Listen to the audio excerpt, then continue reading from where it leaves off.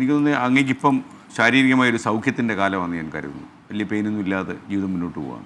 ശാരീരികമായിട്ട് വലിയ പ്രശ്നങ്ങളൊന്നുമില്ല. അപ്പോൾ നമ്മളൊരു മൂന്നാം ഊഴം ചർച്ച ചെയ്യുന്നൊരു സമയമാണല്ലോ ഇത്.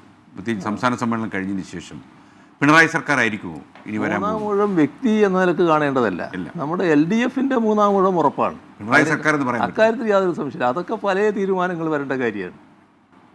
അല്ല, ഞാൻ വേറൊരു കാര്യത്തിലേക്ക് വന്നു കഴിഞ്ഞാൽ ഒരുപക്ഷെ ഈ ഭാവിയിൽ നമ്മുടെ മാറുന്ന കേരളത്തിൻ്റെ ചരിത്രം എഴുതുന്ന ഒരാൾ ഇതിപ്പം നമ്മളിപ്പോൾ കോവിഡ് പോലെ മാരകമല്ലെങ്കിൽ പോലും ഈ സമൂഹത്തിൻ്റെ വേറൊരു തലത്തിലേക്ക് ഈ സമൂഹത്തെ പിടിച്ചെടുത്തോണ്ട് പോകുന്നത്. അപ്പോൾ അങ്ങ് പറഞ്ഞൊരു കാര്യം തന്നെയാണ്. ഇപ്പോൾ ഈ മാരകമായ ഈ MDMA പോലുള്ള വസ്തുക്കൾ ഉപയോഗിക്കുമ്പോൾ ഒരു മനോരോഗി പെരുമാറുന്ന പോലെയാണ് ഈ കുട്ടികൾ പെരുമാറുന്നത്. അവർക്ക് ആരെ അറിയില്ല, അച്ഛനും അമ്മയൊന്നും അറിയില്ല. അപ്പോൾ അവർക്ക് ടെക്നോളജി ആയിട്ടാണ് ബന്ധം, കമ്പ്യൂട്ടറും അതിൽ സ്മാർട്ട് ഫോണും കോവിഡിൻ്റെ ഒരു വേറെ അപ്പോൾ അങ്ങനെയുള്ള കുട്ടികൾ കൂടുതലായി കഴിയുമ്പോൾ കുട്ടികളെ പിന്നെ നമുക്ക് പറഞ്ഞ് നേരെയാക്കാനേ പറ്റില്ല. അതൊരു വല്ലാത്തൊരു അവസരമാണ്.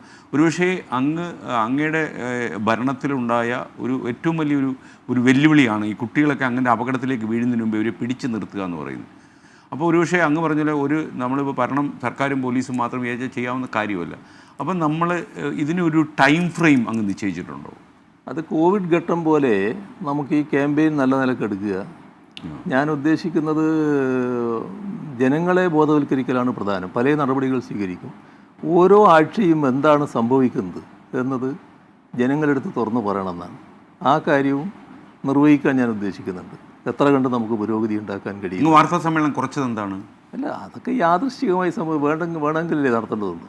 പക്ഷേ ഈ ഘട്ടം അത് വേണ്ടതാണെന്നാണ് എനിക്ക് തോന്നുന്നത്. തീർച്ചയായിട്ടും അതിൻ്റെ ഭാഗമായി ഈ ക്യാമ്പയിൻ്റെ ഭാഗമായി എന്തൊക്കെ സംഭവിക്കുന്നു, എന്താണ് സംഭവിച്ചിട്ടുള്ളത് എന്ന് നാട്ടിനെ അറിയിക്കുക, ജനങ്ങളെ അറിയിക്കുക, അതൊരാവശ്യമാണെന്ന് തോന്നുന്നു.